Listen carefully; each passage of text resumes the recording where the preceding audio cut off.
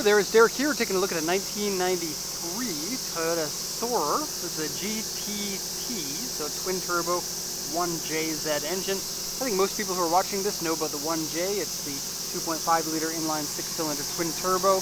That came before the 2J, the famous super engine. Both engines are great. 2J obviously is a bigger displacement. They're both officially rated at 280 horsepower. Personal driving feel, I feel like a 1J just feels better, but it's hard to explain why. Cool digital digital dash system here. Just give it a little rev to show you how that works.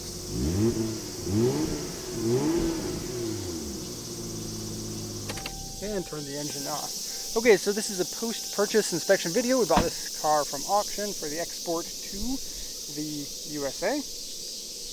And we're going to check the condition of it and compare it to the vehicle's auction inspection sheet. Okay, so the engine, according to the auction sheet here, which I will translate in just a second, there's supposed to be oil leaking. Now I've had it sitting here for about 40 minutes, engine on and off running. I'm not seeing any drips down there, any wetness on the bottom of the undercover. I can't see everything up there. I can't see any oil around this area so much.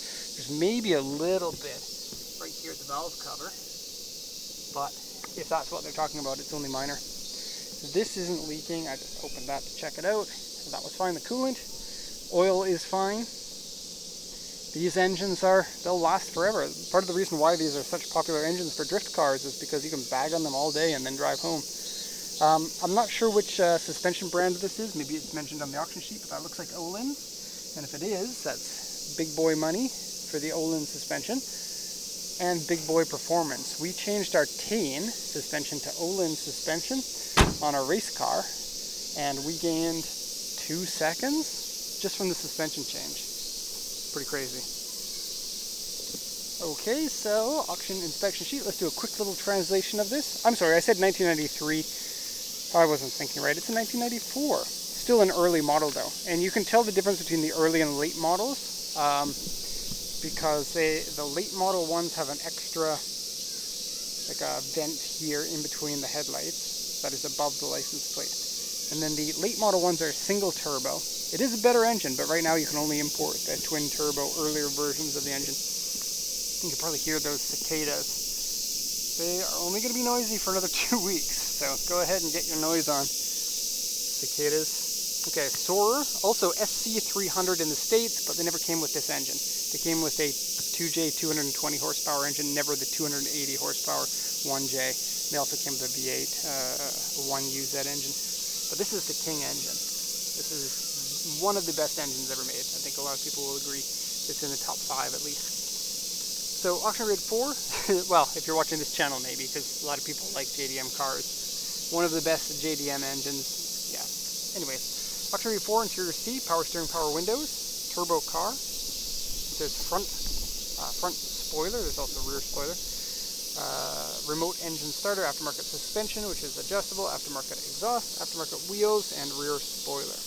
The front and rear spoiler of this actually makes a big difference. The original Soarer isn't a very good aero shape.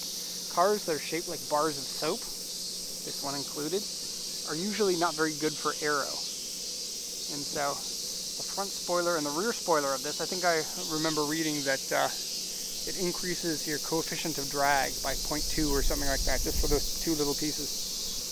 Body on this one is good. There's scuffs on the front bumper, rock chip on the windshield, and some uneven paint back here. But otherwise, the body looks very good. The paint is good. There aren't any dents or scratches. There's one scratch that wasn't mentioned on there, as I'm saying that. No scratches on this car, except for this one that's pretty easy to see right here. Can you see that, or is it too bright? See, Flavian, this is why I need a new camera.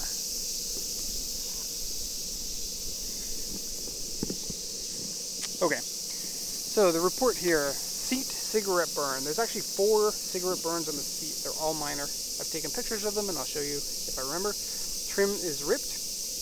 Console is peeling. Interior one part dirty. And this is the information that you always get before you bid on the cars. Wheels scratched, engine oil leak. Like I said, it was minor, or maybe couldn't even find it. Underside surface rust prevention paint. Various scratches, dents, and repairs. Repainted roof, repainted fender up here, repainted fender over here, repainted here, repainted here. But it looks good. It's a good repaint. It's a pearl paint. The pearlescent looks like it blends in perfectly. It's not faded on the bumpers. It's good. So we'll do a once around here. The aftermarket wheels are, they're a good look. They're not a brand I know of. There's some peeling paint and some scratches on them. These cars look really good with 18s. 19s might be a bit too much for me, but I can see how people would like that. And oh my gosh, what a good looking car. One of the best designs from the 90s, and it's an early 90s design too. The Soarer has always been like the gentleman's Supra. This is the third generation, and this is kind of the last generation of the Soarer, even though Soarer had the name for the SC430. That's not really the same kind of car. The Soarer has always been a two-door coupe for people who don't want the Supra. But you still want basically the same platform, the same engine, the same sporty driving dynamics, but more comfortable seats and interior, more options, and less of an in-your-face styling, or less of a sports Grand Tourer styling.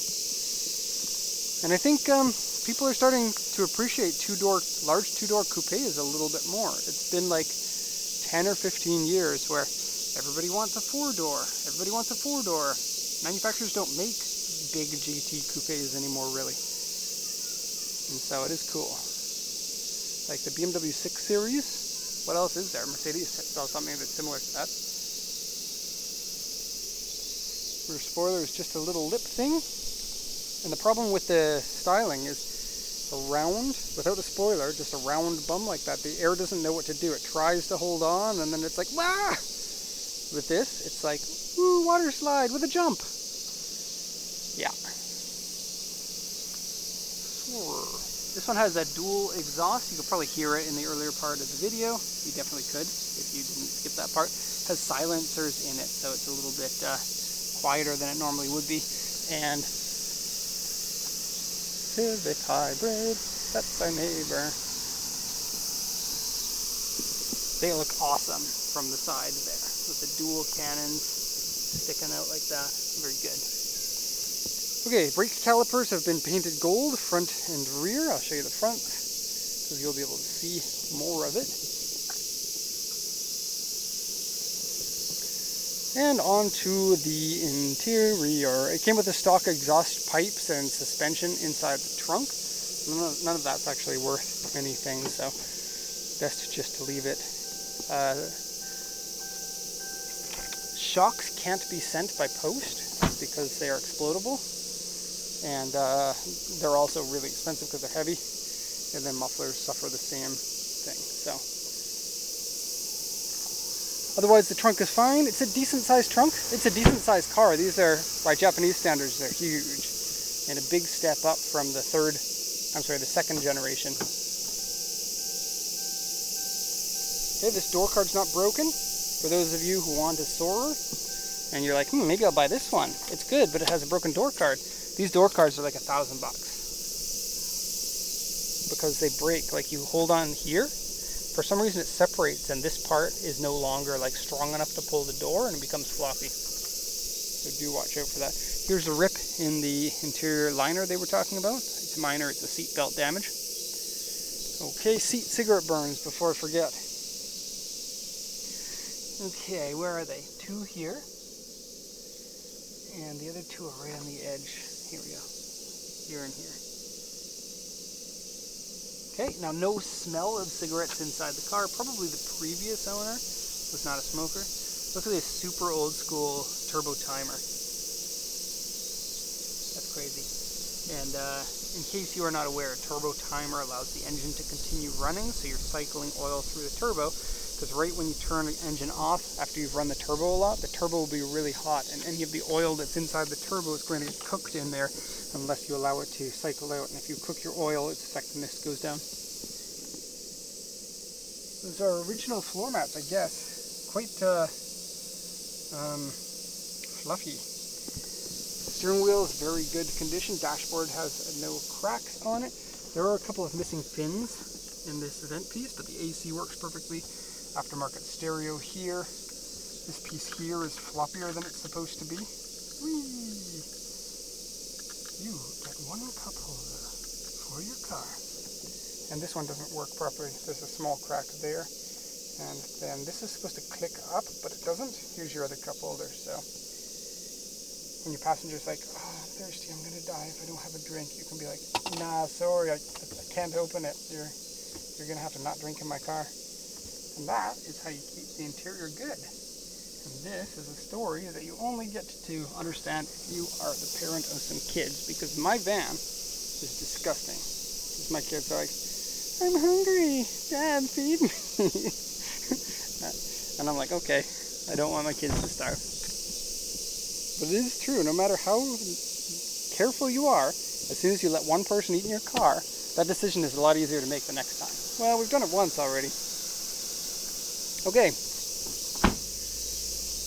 That is the end of the report on this one. Hope you enjoyed it. I won't say the price of this one, but currently an automatic of these will range in the low end about 400,000 yen to the high end about 1 million yen. I probably see manuals are maybe 2 times or 2.5 times higher than that. Okay, so there you have it. If you have any questions, let me know. Otherwise, thank you so much and have a nice day.